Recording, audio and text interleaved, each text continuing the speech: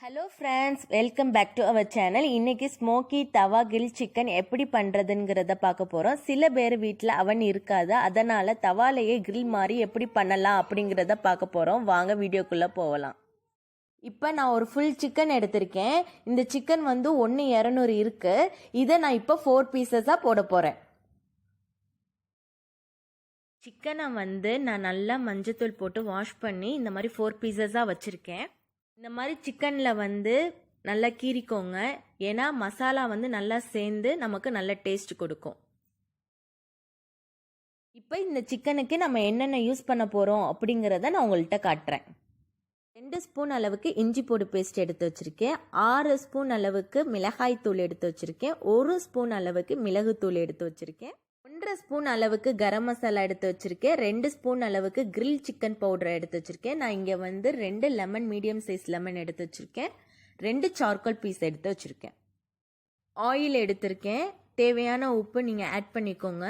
அப்புறம் நான் தயிர் யூஸ் பண்ண போகிறேன். அப்புறம் நெய்.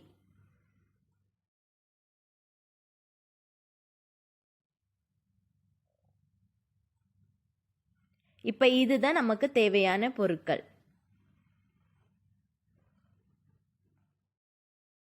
எப்படி யூஸ் பண்ண போகிறேங்கிறத நான் சொல்ல போகிறேன்.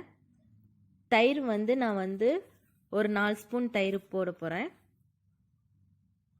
லெமன் 2 லெமனுமே நான் இதிலேயே புழிஞ்சிட போகிறேன். இப்போ சால்ட்டு தேவையான அளவுக்கு நீங்கள் உப்பு எடுத்துக்கலாம். இதோடு சேர்த்து நான் இஞ்சி பூண்டு பேஸ்ட்டையும் சேர்த்து பெரட்டி ஒரு 2 ஹவர்ஸ் நான் ஊற வைக்க போகிறேன். எதுக்குன்னா சிக்கன் சாஃப்ட் ஆகிறதுக்காக. 2 ஹவர்ஸ் ஆயிடுச்சு. நான் இப்போ நெய் சேர்த்துக்கிறேன். எல்லா மசாலாவுமே இதில் நான் ஆட் பண்ணிக்கிறேன்.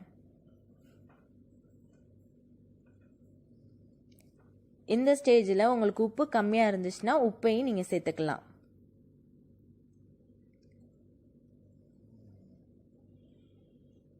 இப்போ நான் எல்லாமே பிரட்டி வைக்க போகிறேன்.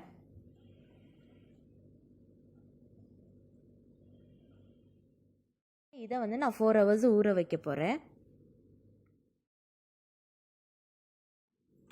இப்போ 4 ஹவர்ஸ் ஆயிடுச்சு. நல்ல மசாலா சிக்கனோட சேர்ந்துருச்சு. இப்போ நம்ம ஸ்டவ்வை ஆன் பண்ணி தவா மேலே வச்சுருவோம். எப்போவுமே அடுப்பு சிறுகையே இருக்கணும்.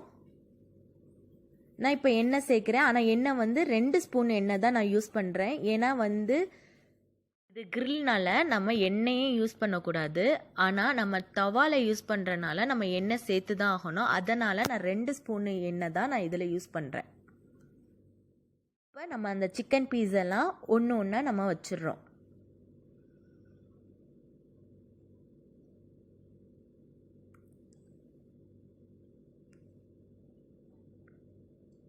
இப்போ ஒரு சைடு நமக்கு நல்லா வெந்ததுக்கப்புறம் மறு சைடு நம்ம திருப்பி போட்டுக்கிறோம். இதே மாதிரி திருப்பி திருப்பி விட்டுட்டே இருக்கணும். இப்போ நம்மளுக்கு எல்லா சிக்கனும் டீப் ரோஸ்டட் ஆயிடுச்சு. ஆனால் நான் 2 ஸ்பூன் ஆயில் தான் யூஸ் பண்ணியிருந்தேன்.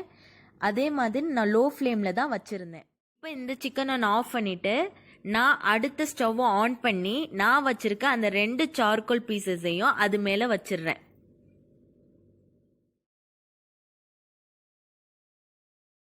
இப்போ அந்த சார்கோல் நெருப்பாக மாறினதுக்கப்புறம் சிக்கன் மேலே ஃபாயில் பேப்பர் வச்சு அந்த 2 சார்கோலையுமே நான் அது மேலே வச்சிடுறேன்.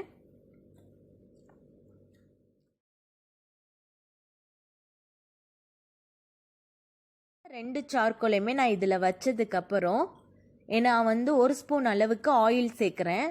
சேர்த்தோன்னே எனக்கு ஒரு ஸ்மோக் கிடைக்கும். அந்த ஸ்மோக்கை நான் வெளியில் விட்டுறாமல் நான் ஒரு மூடியை வச்சு மூடிடுறேன்.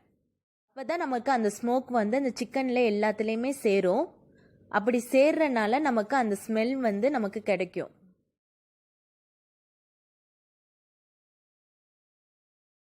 அவ்வளோதான், நமக்கு ஸ்மோக்கி சிக்கன் ரெடி ஆயிடுச்சு. இப்போ நம்ம அதை எடுத்து பிளேட்டில் வச்சுருவோம்.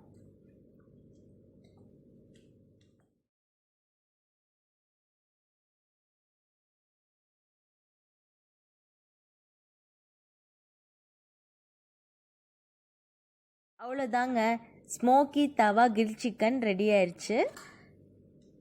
இந்த வீடியோ உங்களுக்கு பிடிச்சிருந்துச்சுன்னா லைக் பண்ணுங்கள், ஷேர் பண்ணுங்கள், சப்ஸ்கிரைப் பண்ணுங்கள்.